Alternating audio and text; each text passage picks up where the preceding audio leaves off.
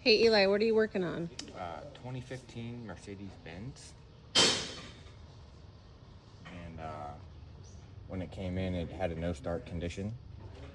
So it was misfiring on cylinder 4 and had multiple timing codes.